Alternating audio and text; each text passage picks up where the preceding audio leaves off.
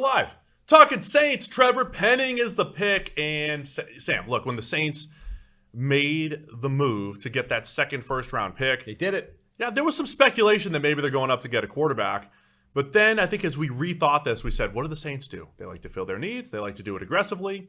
They've now traded up for need number 1, receiver. And now they take need number 2, which is left tackle, because they lose Teron Armstead, their longtime left tackle. And now Trevor Penning, the meanest tackle in the draft, is taken over. Can you think of 2 more different players than Teron Armstead? Like technician, the kind of perfect, always just in the right place. And Trevor Penning, just like a giant ball of nasty, who's just going to take these guys and try and grind them into the ground. I mean, he was doing that at the Senior Bowl, and then, but you also watch him during his, FCS tape at Northern Iowa. Yeah.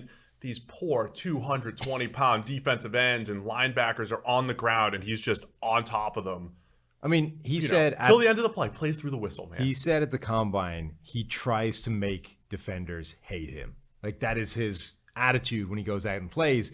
He is exactly the kind of player that the coaches love, right? That's what they always talk about, this nasty streak. He plays literally trying to make the dude opposite him hate his living guts. And I would imagine, watching his tape and watching the Senior Bowl, he's really good at that, because every single rep from the Senior Bowl almost ended in a fight.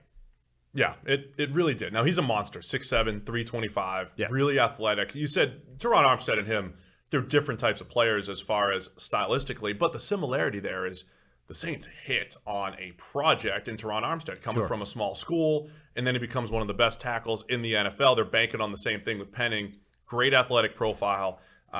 We graded every one of his snaps too. I mean, the run game is through the roof. As good as we've seen from a run game perspective, the question for Penning, can he pass protect at the same level, right? He's just not there yet. Whether it was at the Senior Bowl or even at the FCS level, did he dominate in the run game? Yes. Dominate in pass protection? Not as much as you would like to see maybe from a small school prospect. Yeah, and the reservations that we've had at PFF, and Mike Renner was pretty low on him relative to a lot of other people.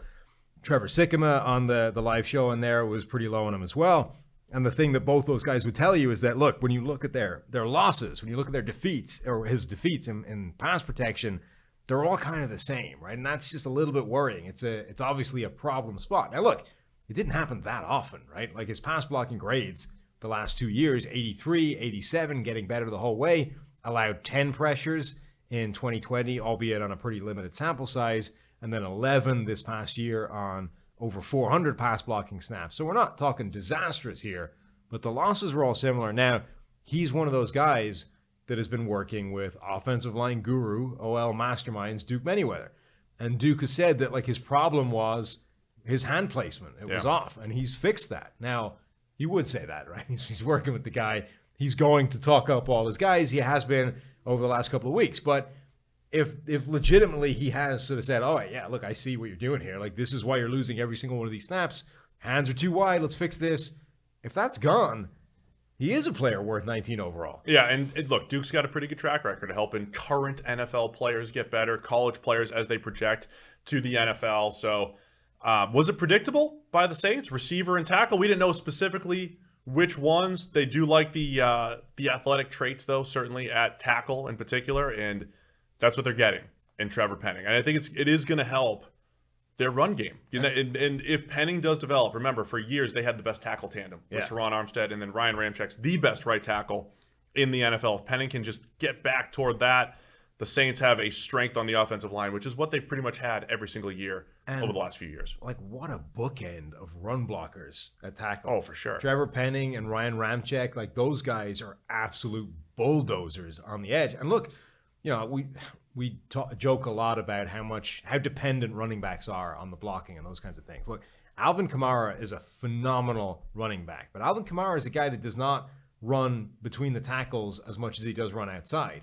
So for this team to have bulldozers at the tackle spot in particular, like, think of what those off-tackle runs look like with Alvin Kamara when you have Trevor Penning and Ryan Ramczyk, like, just destroying people and driving them 3 yards off the line of scrimmage. That makes a material difference to the running lanes that Alvin Kamara has to work from. And we've already seen for years the kind of damage he can do when you give him a little bit of wiggle room.